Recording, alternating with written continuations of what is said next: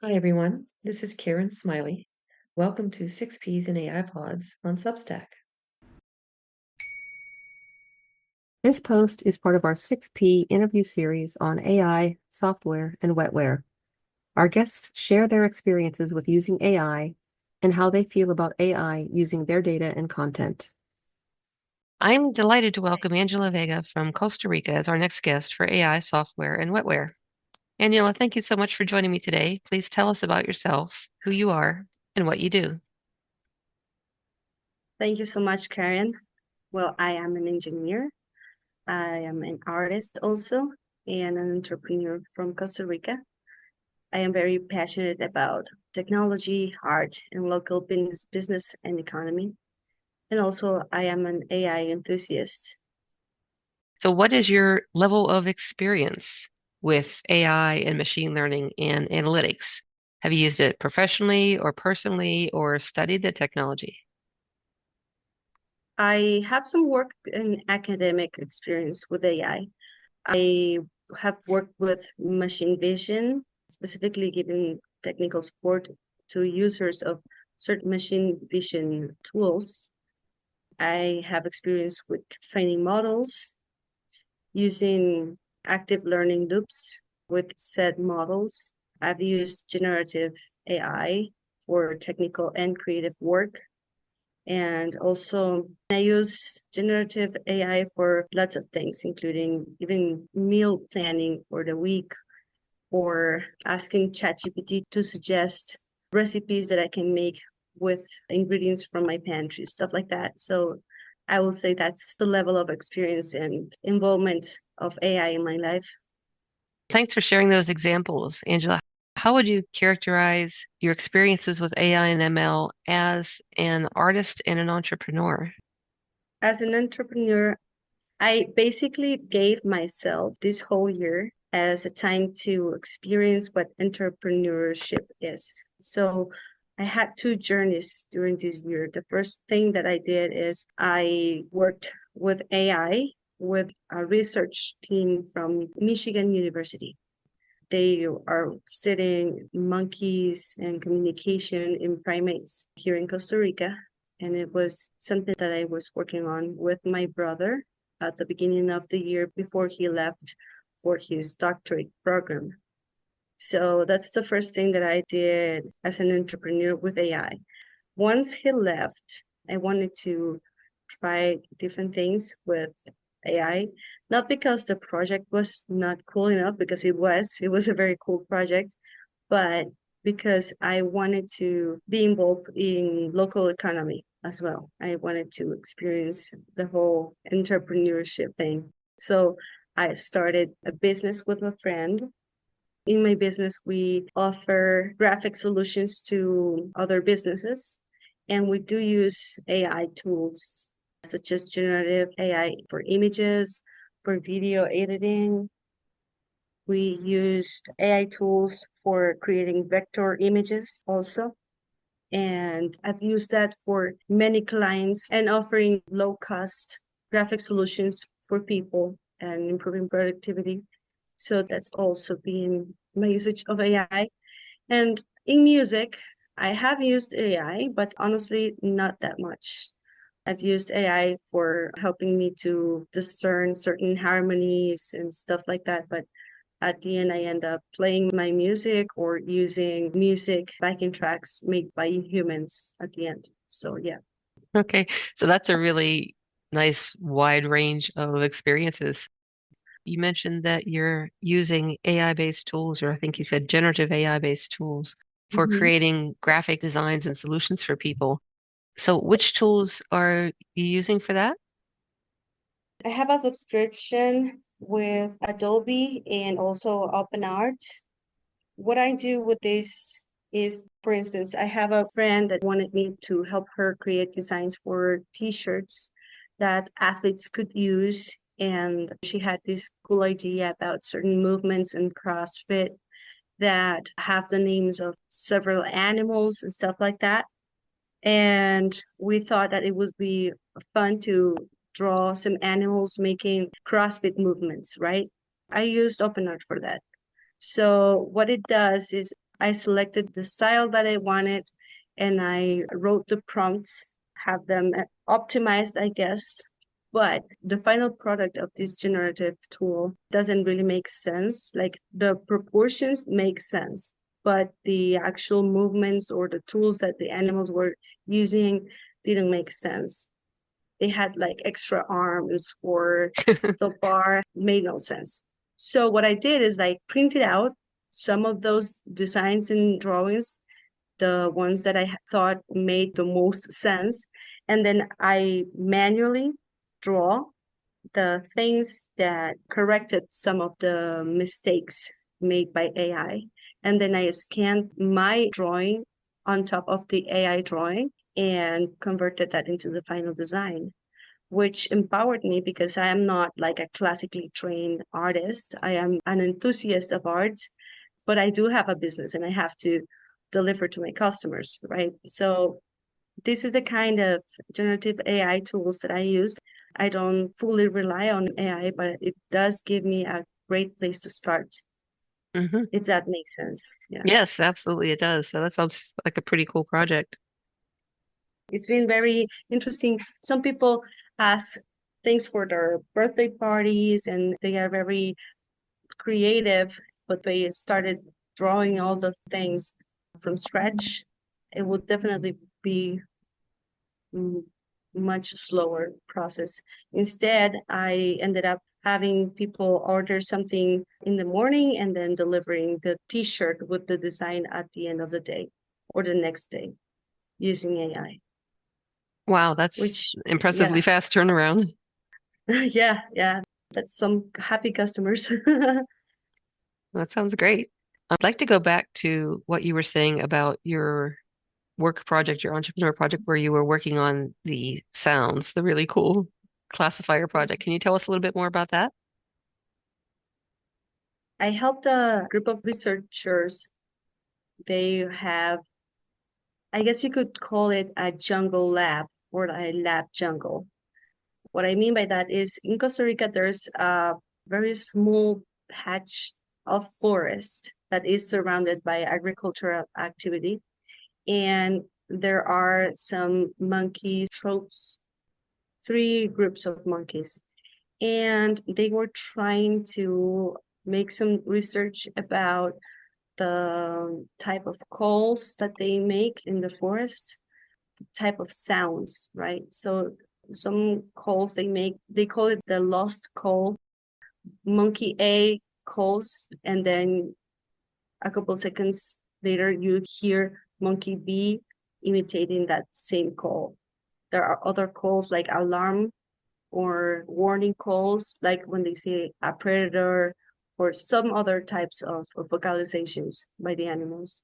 So the idea was that the research team placed recorders in a mesh kind of fashion in this small forest, and they captured the sound of the forest for periods of 1 hour. And they were trying to use AI to listen to these recordings and try to decipher whether a certain sound was or it wasn't a monkey and what kind of call that monkey was making, right? So, of course, it was not practical to have experts in monkey sounds listen to all of these hours and hours, because we're talking about a lot of data. They asked my brother and I to use AI to make that easier for them.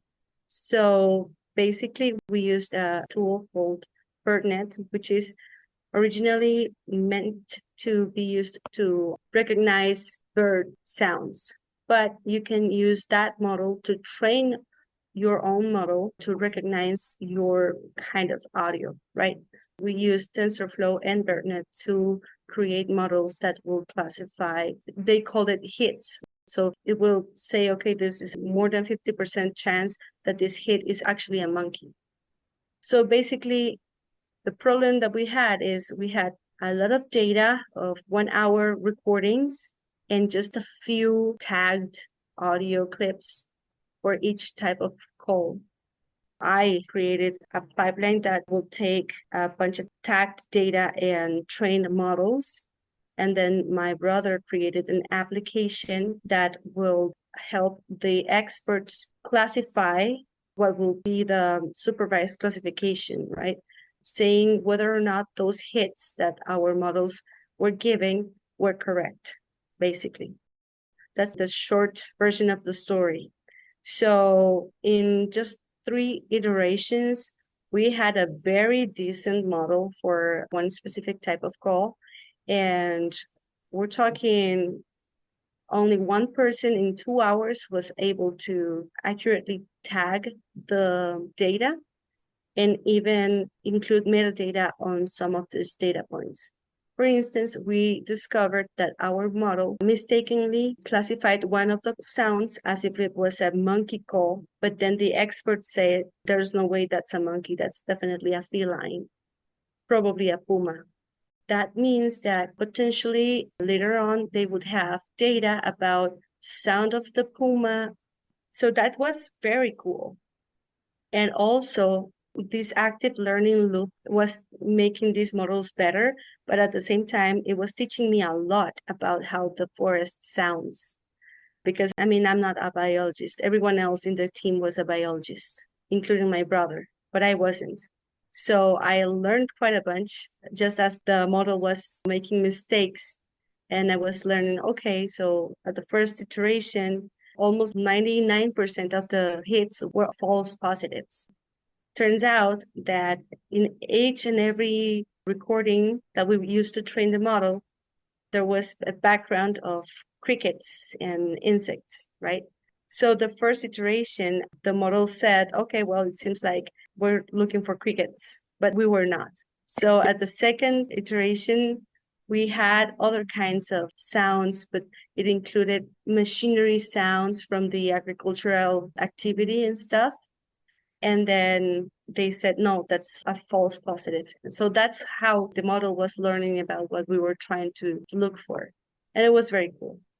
Yeah. Yeah, that sounds really neat. So, do you have some sense of how good the model was by the time you finished your couple of iterations? Like, what percentage of accuracy did it have in identifying a monkey versus a puma versus something else? I do. I have the data here. The first round, we had less than 20% of true positives. That's the F1 score, actually. That's how this metric is called. So the F1 score, basically, it gives you a number between 0 and 1. And the closer it goes to 1, the better the score is, right? We were looking for more than 80%, which is 0.8. The first iteration, we had around 15%, 0.15. And then the second report, it was better. I think it was closer to 20%. And then the third one jumped to around like 85%. Wow. Yeah, it was a very quick jump. And we were very happy with that iteration, actually. That is very cool. Yeah. Yeah, the active learning loops are the coolest. So it sounds like you've gotten some really useful results from using different AI tools. I'm wondering now if there are any cases where you've avoided using AI-based tools for some things, and if you have any examples of when or why you chose not to use AI for those cases.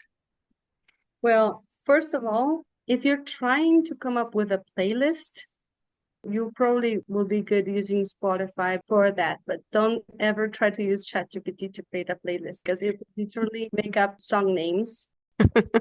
That's not a good use. It's not great. Also, I don't work in anything related to law, but we did have a situation where some lawyers were in big trouble because they were trying to use AI for their case, and AI was making up laws and stuff. So yeah, it was a big mess. And people try to use AI to cheat on their exams and stuff like that. I'm saying that not because I am a student, but my best friend, she's a professor in a university, and it's become pretty obvious that people are just using ChatGPT and other tools to try and cheat on their exams, stuff like that. Definitely not a great thing to do because teachers are clever people. And I actually helped my friend to write questions in a manner that would be very difficult for AI to give a good answer, or people will have to be very tech savvy to even put the questions in words that would make sense for the AI, at least in my opinion. And it showed in their grades. So that's one thing. The other thing, in personal use of certain applications, at least in Latin America, since I'm from Costa Rica, Costa Rica is part of Central America, and we don't have great laws that protect our data from unethical use by big corporations, social media, and other type of agents, right? So the kind of things that I avoid are limited by the fact that I have to use these applications if I want to have a business in marketing, for example, or if I want to advertise my music, then I have to deal with how people use my data. However, in other places in the world, like Europe, people have different laws that protect them from these practices, but we don't have that in Latin America. So the user experience is different for us. I don't know if the same happens in North America. I haven't explored that. I believe it was something that lawmakers were talking about in the past. Honestly, I don't know how that went for American people. Yeah, it's still very much under discussion and it's very fragmented. Different states have different laws and they're still working on the federal laws. Yeah, we definitely do not have the same kind of protection here that folks in Europe who are under GDPR have. And I totally understand with your business that you maybe can't avoid YouTube or Facebook or Instagram or one of the other sites. That's very limiting. You kind of have to put your business information there, even if you can keep your personal information somewhat out of it.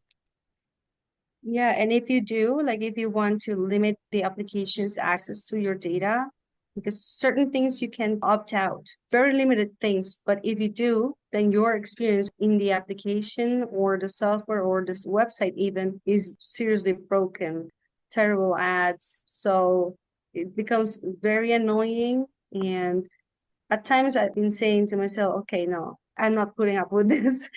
And then I give up my privacy for a better user experience, which I think is not very ethical for them to develop their products that way, but just my opinion. We were talking before this call, you were mentioning some thoughts about targeted ads, both from the business owner's perspective and from a customer's perspective. Yes, yes. As I said, I own a small business. We give graphic solutions for advertising. Most of our customers are also small business owners, and they're trying to reach their customers. I work with my founding partner. She owns half of our business. And she's been telling me about certain tools that can look up the user information of your competition online, right? And saying things like, we could use these emails and target them specifically and do this and do that. In one hand, I know how that could be very interesting for some people. On the other hand, I'm not sure how ethical that is, right? Because I don't want to create spam for people or make our customers feel like their data, their privacy has been misused. And, that's a hard spot for me. I said to her that probably we should try to just refrain from using their data that way because I don't want to be part of that problem, right? I can see how other people who don't question these things don't even see the harm in it. And they don't do it because they want to do harm at all. They just want to grow their business. And it's a tool, a very attractive tool. And people are paying for that. And some other people are making money from that. So that's my perspective from the business owner. And as a customer, well, I wouldn't like that to happen to me.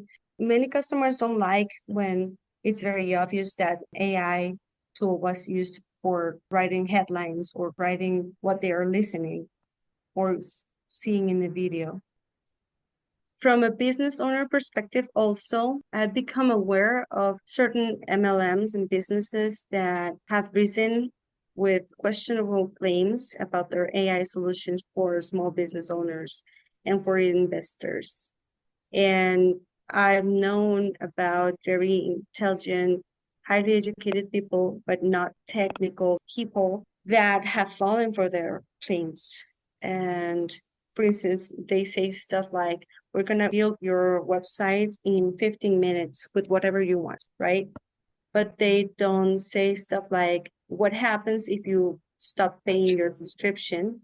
Like, I am paying a subscription so that I can generate websites, many websites in 15 minutes, so I can sell these websites to people. But what happens if I decide to stop paying this subscription? What happens with these websites?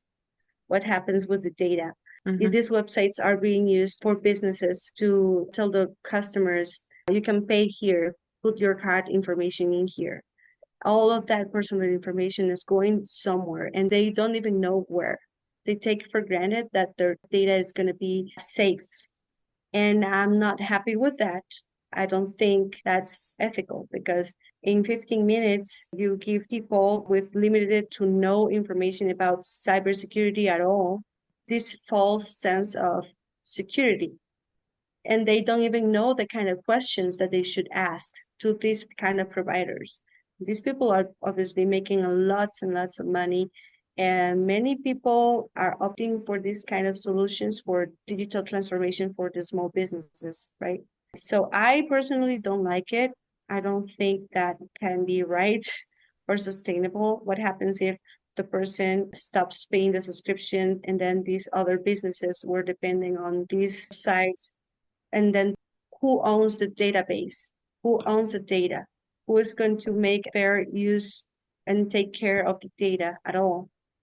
I don't like that. I feel like I'm very skeptical that these people are going to be responsible if they're generating websites like that in 15 minutes, you know? Yeah, I can understand why you would be skeptical about that. That seems really deceptive.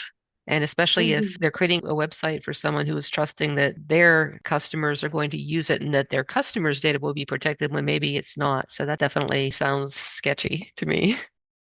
So I want to move to a different aspect of what we've been talking about with the way that people's data is being used. How do you feel about companies that are using people's data and content for training their AI and machine learning systems and tools? We talked about companies that maybe aren't acting ethically. Do you think that for an AI tool company to be ethical, that they should be required to get consent from and compensate the people whose data they want to use for training? I think they definitely should get consent. About compensation, I have ideas, concepts of compensations. What I think is, first of all, there's these guidelines and principles of ethics in AI called fair and care, right? So basic thing is consent. Consent will be part of the authority to control how the people's data is being used. That's part of the CARE acronym. So definitely the first authority is to say, yeah, I'm okay with you using my data or my art or the products of my creativity for your machine, right? Compensation will be ideal and the right thing to do. I don't think it's going to be practical, but at the very least, people or lawmakers, someone should make sure that these companies are giving back to the community that they are benefiting from, right? That's my ideal about this issue. People are not informed about how much they're giving or that they don't have control about their data. They don't know how their data is being used. They don't know that these companies know how they are feeling based on their face on the front camera of their phones. And also the tools that are given to people that would help them exert their control on their data are confusing and obscured. Many times companies don't make it easy for people to opt out. And that's in countries where you have the options. So many other people, they just don't have the option. Can you talk a little bit more to help our audience understand about FAIR and CARE? Those are two acronyms. Can you elaborate on what they stand for and where they came from and how they're being used or how you're seeing them in effect? Sure. I believe they came from the use of indigenous people's data. that people came up with these acronyms. FAIR stands for findable, accessible, interoperable, and reusable data. And CARE means collect the data and the machine learning and the AI tools generated, and they are working for the collective benefit of the student communities. And these communities will have authority to control how their data is being used. The R stands for responsibility in engaging with the study community. And the E stands for ethical use and overall application of these principles. So if I could explain this, for instance, an app may say that they are protecting young users like kids from misuse of their data because their parents check terms and conditions, checkbox, and privacy notice upon installation of the application.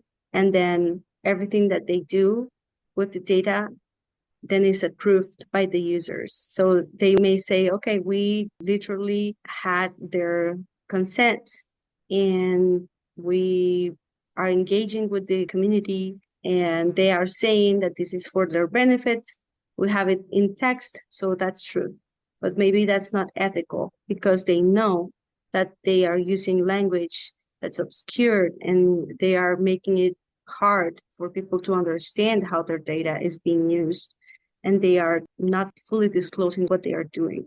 That's really interesting because they're getting what they're calling consent, but it isn't really informed consent because people aren't really getting a fair opportunity to understand what they're being asked to consent to. And also Exactly. just clicking a box, that's really not what I would call engaging with the community. That's a one-way transaction to Mhm. click a checkbox, right? Exactly. People nowadays are trained to just look for the checkbox, look for the call to action, just click to make a pop-up disappear from their screen and just get to what they were trying to do. And that's how I personally believe that that's not fair because they know how human behavior will lead people to just act without thinking.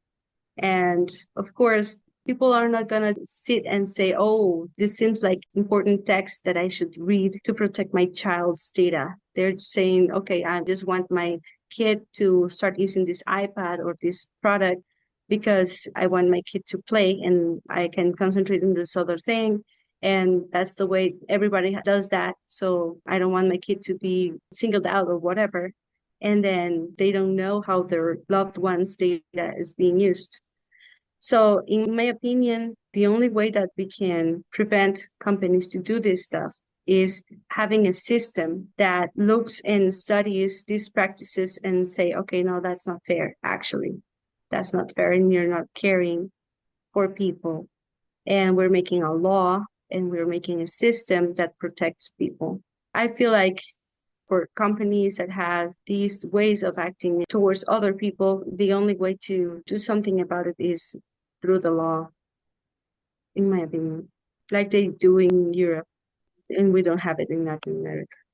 Yeah, and we don't have it here in the US either. Not yet. I Yeah. will say yet. We don't have it yet. So that's a good perspective looking at the types of tools that you would want to use and how you view it as a person who is running a business. As someone who has used these AI-based tools, and so you mentioned a couple, you mentioned Adobe and a few others, the OpenArt. Do you feel like those tool providers have been transparent with you as a user about sharing where the data came from and whether the creators of that data consented to it to be used? Not at all. I actually looked for it, especially the Adobe one. I'm going to be honest, I love using that tool, but I have no idea how they made it, where the data came from, because the images are vectors. I kind of get how they do images in the OpenArt style, but the Adobe one, I don't know. I don't know where this database came from. And the product is pretty good, actually.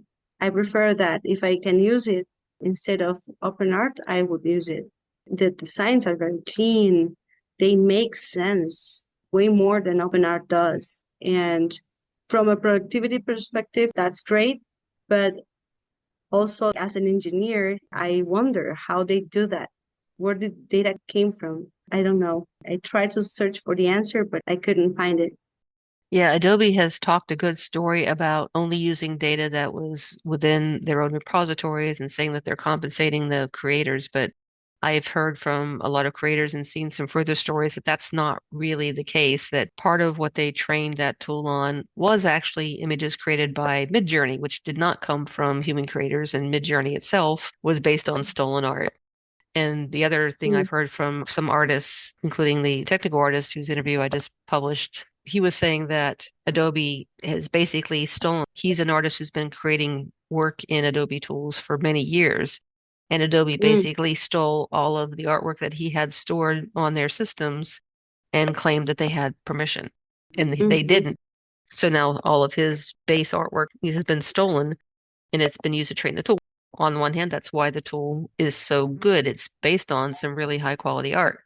But on the other hand, the artists who created it haven't been compensated for it and didn't get to consent. So there's quite a lot of controversy about Adobe. They're doing some Yeah. good things, but they've also done some things that seem really questionable. Yes, yes. In that case, that's the kind of thing that I feel like if they wanted to compensate artists, they couldn't say, oh, we can't. That's impossible. They can. Why? Because they have their information. They even have their banking information because you have to pay a subscription to use their products, right? I actually, until like last week, I had refrained from using their cloud services because of that, because I didn't want them to own my stuff. But then I had to do it. And now that I'm talking about this with you, I think I'm taking everything down from there and just work with my local stuff and my other cloud things that I have going on, repositories, I guess, instead of using theirs. I don't want to go through the same thing. That's what makes it tricky, right? It'd be good to have the benefit of the tools, but not at the cost of cannibalizing somebody else's art and the way they make a living. Yeah, and the licenses for these products are not cheap. So it's crazy that you're paying someone for stealing your work, you know? Right. Exactly. Yes. Yes. Right. Yeah. And I know you do art and graphic solutions, but you also do music. Can you talk a little bit about music? Regarding art and AI, I don't think anybody has a right answer to everything because this phenomenon is very new. In terms of music, I think that in the past, for a naturally creative person that wanted to be an artist, a musician, they would probably have access to instruments, music teachers, or academies, time to practice, and resources to learn the classic way and then create their art, record it, and upload it to the internet if they are part of the internet era, right? These situations represent the possibility of their effort to be undermined by automatic tools and feel like this is unfair to try to compete with a robot and that it undermines their effort and their talent and everything. But competing against a robot in the music, it means competing for an audience, competing for contracts and their way of living, basically being affected by that. And of course, at the end, people end up with lower quality art, soulless art. But for a person with limited resources who has no access to fancy instruments or music academies, teachers, these tools can be used to spark creativity in them and, even give them the option to create art, which they didn't have. They can be an artist for a short period of time or have the experience of creating something, have it more accessible to people. I think that's a good thing. That means that it's more, I will use this word, democratic. It makes it so that more people have the power to become artists in some way and experience what creating art is. So I think that it definitely makes the art world more chaotic than it currently is. but that's the nature of art, in my eyes at least. It's not great that other people are disempowering classical artists or creating soulless art just for the sake of money. That's not great in my eyes, but the other side of it, I think, is a good thing. Actually, if you look at the history of music, the further you go in the past, the greater amount of privilege a person will need to be an artist and to live from the art, right? Right now, we have platforms and tools that allow people to create art. People who wouldn't have that option, they have the option now. For instance, you can think about someone who can't move, they can talk, but they can interact with the world, and their mind can interact with the world and create things via a computer. They can use AI, they can use these tools to create their art and to create music. And that's given them this human experience of being an artist that wouldn't be there in the past for them. I hope that made sense. Oh, it does. And there are some cases where they've used AI-based voice cloning to help an artist who has had a physical problem and they've lost their voice, but they can still create new songs based on an AI that was trained on their old voice and their old songs and have it perform a new song for them. And it's helped them to revive their career and still be creative. So there are definitely positive applications from all of this. There's also the downsides, and that's where we have to look at the trade-offs. A friend, he's got a golden voice, a beautiful voice, and I don't know how to say this in English, locutor. He studied how to use his voice for narrating and everything, like radio people. He has this amazing talent and he has worked hard on being articulate and using his voice. And then he's worked hard trying to get these contracts and working with people and leaving his old job and trying to work full time on his craft. And turns out someone used an AI tool to clone his voice Oh, and no. make advertisements, and they are selling his voice audio very, very cheap. So for instance, maybe I have a bakery and then paying some guy for the audio of a voice that sounds like my friend's, saying stuff about my bakery and using it for ads and stuff. And that's obviously not fair, right? Right. Yeah, he should be the one who can create an AI model of his voice and make money from it, not somebody else. And not even famous people are safe. I believe there was an actress. She was asked if they could use her voice, I think, and she said no, and they still used it. That was I think. I, OpenAI, and they stole Scarlett Johansson's voice for a voice in their latest tool that they called Sky. And they asked for her permission to use her voice. She said no, but then they apparently went and used it anyway. People who are famous can fight back. They can make more of a fuss about it and embarrass the company into doing the right thing. But most people, like your friend, don't have the means to do that. yeah. Mm-hmm. Yeah. But there's what they call up here NIL, name, image, and likeness. The example here is in the state of Tennessee, they passed something they called the Elvis Act.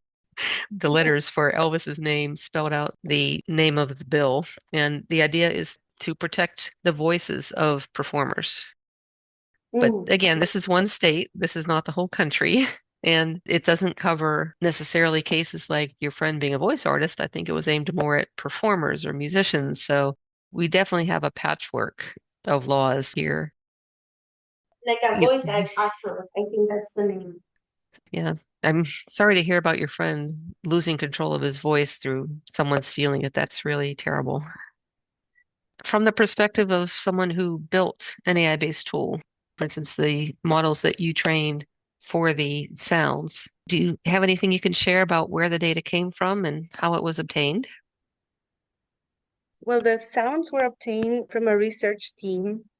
They recorded sounds from the jungle. They called it soundscapes. Basically, they are using two different types of microphones, and these microphones are set up in several parts of the jungle, and they automatically record at the same hour for an hour. right? So that's 60 minutes recordings, and they just put them in the jungle, and that's how we obtained the data. Also, some of these recordings were heard by a team of experts, and they manually annotated what type of calls they were listening to and what they thought were the kind of call that the monkeys were doing. And then based on that, we created the whole thing. However, that's how the data came into our hands. And during the training of the model, since I trained them locally, the first couple rounds, I tried my best to use them in an ethical way. But then for the third time, we had to use GCP for training the model. And to be very honest, I'm not 100% sure about how they deal with the data or how they will use or misuse the data that we placed there. I didn't read the fine print. I don't think it's going to be very problematic because it sounds from the jungle. It's not bank information or anything. And I can't imagine Google doing something harmful to the monkeys with that. I hope that doesn't happen. And that's why I basically, with my brother, took the risk to just process that thing in Google. That's how we treated the data. How about with regard to your personal data or content? Because as members of the public, there are certainly cases where it's been used by AI-based tools or systems. So do you know of any cases that you could share without disclosing any sensitive personal information, of course? It's a common practice in supermarkets that they would ask you for your ID number when you're in line for paying. And then they will just randomly ask for your ID number and your full name and your phone number. And people just give that information. I once asked, why would I do that? Why do I have to give you my ID number? That doesn't make sense. And the cashier looked at me like I was asking a very dumb question. And turns out certain discounts and certain things, the supermarkets use that to lure people into giving up their information. I guess that's a fact of life now. But yeah, that's something that I have seen in different opportunities here in Costa Rica. Yeah, so loyalty programs are well known up here. Yeah. You give them your personal information, and in return, you get small discounts, and they track what you buy in your grocery cart and which things you buy with which other things. And that's one area that I know people's data has leaked out without them necessarily realizing it. But if you have a personal national ID number, up here it's a social security number, they've actually taken steps to say that no, companies aren't allowed to ask you for that. That's too personal and it's too much of a risk for identity theft. But other things, supermarkets here, they always, what's your phone number? And I've taken to saying, I don't give that out. And then usually they go, oh, okay. And then they move on. Sorry, you don't need my phone number. I don't need more junk calls on my cell phone.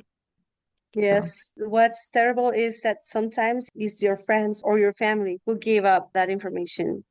I saw one paper that like you go to the gas station and then if you spend more than $20, then you are entitled to one of these little paper that then you are participating in a raffle of a car at the end of the year. It's a whole thing. Many gas stations do that here, but they don't only ask for your information. I saw one that was asked put information of a friend that you will go to a trip with if you won the raffle or stuff like that. Oh, that's really interesting. Yeah, that's another strategy for people to access personal information. It's really pervasive and our data's been leaking out everywhere over time. Do you know of anybody that you gave your data or content to that actually made you aware that they were going to use your information for training an AI or machine learning system? Well, most of the software that I install on my PC asks for the chance to monitor my work or my system performance or how well their software is with my data. I think they call it diagnostic data.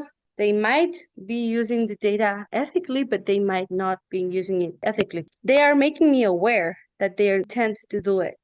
And some of the software pieces right there in that pop-up, you can say, no, don't do it, right? But online tools normally don't put that as a pop-up option. And you have to go a certain application in your phone. You have to Google how to opt out of them using your data. Also, especially in your phone, asks you if you give permission of using the camera or the microphone or looking at your photos and pictures and videos or your contacts, right? I don't like giving access to the whole gallery of photos. I feel like that's how we get into this kind of mess. I don't like it when tools say, hey, is this your friend Isaac or is this Jenny? And they look at your pictures and they are asking you if that's your friend. I can see the use of that, but I find it dangerous. I don't like it. I don't trust people like that. A combination of wearables and your phone can tell if you are getting emotional about something, maybe angry, aroused, if you are sad, if something is triggering you, even if you're eating while you're doing something, right? And that's markers about your emotional state. And then at the end of the day, all of this analysis, they don't do it because they want you to be happy or to experience the emotions, right? They're trying to process the data, analyze it, get insights, and use that to make money somehow, or to make more money out of your emotions or the kind of ads that they give out to target audiences. I feel like that way of interacting with emotions of people is dangerously being used in political debates in different countries all around the world. People get very emotional about everything. And this is a very long discussion that we could have about this topic, which I am also passionate about. But in short, I think that this is very apparent, very obvious to me that these companies don't care at all about the mental health, emotional health of our society in the way that they manipulate people and they use the data about how people feel. Now you have headphones or earbuds that measure your heart rate and even other things. I believe, I'm not sure if this is fake news or not, because you can't trust things in the internet anymore, it seems like. But they say that there was a patent of a device that is like a headphone that could get certain signals from the brain and not read your mind, but kind of understand and know more about what you're thinking or what you're perceiving. And I don't think they are doing it for ethical purposes. They are trying to get money out of that, right? And they are not going to care about the people who are using it. What if it's kids, people from all ages? I don't think our system, the laws are ready or prepared to even ask the questions that will protect people from predatory behavior of these companies. That's what worries me about this whole thing. I love technology. I love that. I want you and your audience to know I love technology. I'm not one of those people that say, everything was better in the past and I don't like technology at all. No, I love it. I really love it. But I feel like we need to be in the lookout for our fellow humans that may not be as technical aware about the possibilities of their data and their experience to be used for monetary gain for people that don't care about them. So as we've been talking about, public distrust of AI and tech companies has been growing, and partly because of some of the things that they're doing that we are starting to realize they're doing that we don't like. What is it that you think is the single most important thing that these AI and tech companies could do to earn and to keep your trust? And do you have any specific ideas on how they could do that? Well, first, we can go back to fair and care. Fair and care, if we go back to the acronym, findable, accessible, interoperable, reusable. To me, it means that if you're creating these data sets, especially if you got this data from people, if you stole it, right? That somehow that data has to be available for others, to humanity, to continue to learn about the world and do good. About the care one, if you're probably not going to be able to compensate people for how they contributed to your model or your business in AI, at least give back to the communities. If you're stealing art from artists, at least could donate some of your income to art programs or something like that. That's the only way, because it seems like people forget that the most important thing is the human experience of all humans. And they put that in the lowest priority and just think about, how can I make more money? Generative AI related, it would be great if they could be public and clarify about how they will pay artists for using their data, for training their models, or any other people, any other community that they are taking from, so that they can train their models.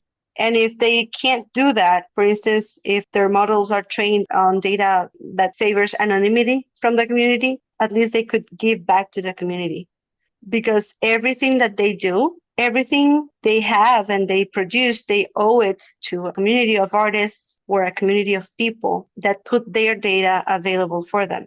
So that way they could at least be able to show some responsibility, in my opinion. At least in Costa Rica, I could mention the University of Costa Rica or other public universities. In my country, public universities tend to have very high quality, low cost programs, and they train people in art, in technology, languages, agriculture, many different kinds of fields and disciplines. And that is all over the country. So I feel like that will be a great way to help or to give back to the community, making sure that their money is going towards high quality, state of the art, low cost, very accessible tools for the people. Sounds like you're suggesting then that a way that companies could give back to a community, especially in a case where the data is anonymized, is that they could support some sort of a charity that's focused toward that community. Is that a fair statement? Mm-hmm. Yes, I'll make an example. Say they are taking data from Reddit. I feel like it's impossible to give back money to people in Reddit, right? I feel like that's pretty impossible to do, or even chats in video games or places where people can chat, leave comments, stuff like that. So I feel like a good way to give back to the community is maybe investing in ways that internet access could be more accessible to people, or giving a better voice online to certain communities or stuff like that. Giving back to the community, empowering people to be part of a more active, more accessible online world. That would be my suggestion. Okay, that's a great suggestion.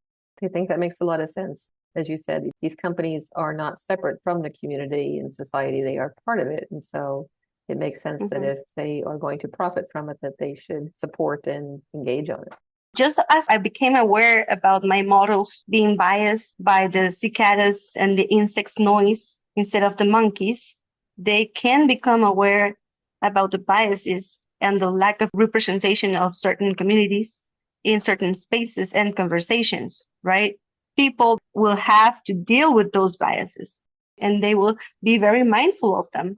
So at least reporting that, making sure that people know about these biases and make them real for the public. Because I feel like if a company report about it and make sure people know, then it will not be just noise in the internet, but it will become real for some people, I think. That's a great suggestion. So thank you for sharing that. Is there anything else that you'd like to share with our audience?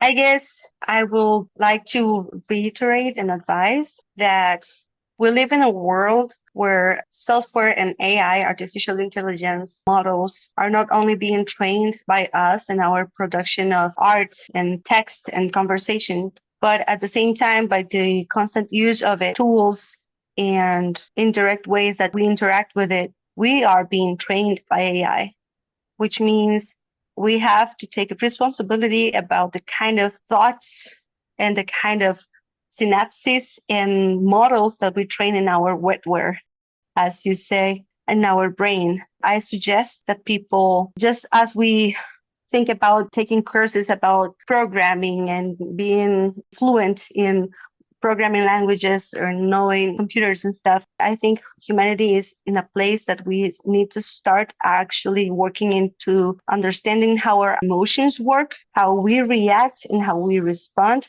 to this kind of stimuli, because it does have a real impact in our quality of life and even an impact in how our society makes decisions and our society treats people.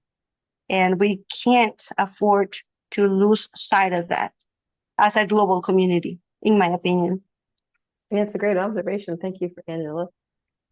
Well, it's been Sure. really great having you as an interview guest. It's been a lot of fun and great to reconnect with you. So thank you so much for sharing your time with me. Sure. And thank you, Karen, for making these spaces and being part of the voice of sanity about AI. I think, in my opinion, that's refreshing. And thank you for everything you do, Karen, to spread the word about this. Thanks. All right. Thank you. It's my pleasure. About this interview series and newsletter. This post is part of our 2024 interview series on AI, software, and wetware. It showcases how real people around the world are using their wetware, brains and human intelligence, with AI-based software tools, or are being affected by AI. And we're all being affected by AI nowadays in our daily lives, perhaps more than we realize. For some examples, see post, but I don't use AI. We want to hear from a diverse pool of people worldwide in a variety of roles. If you're interested in being a featured interview guest, anonymous or with credit, please get in touch. 6 Ps in AI Pods is a 100% reader-supported publication. All new posts are free to read and listen to. To automatically receive new 6P posts and support our work, consider becoming a subscriber. It's free.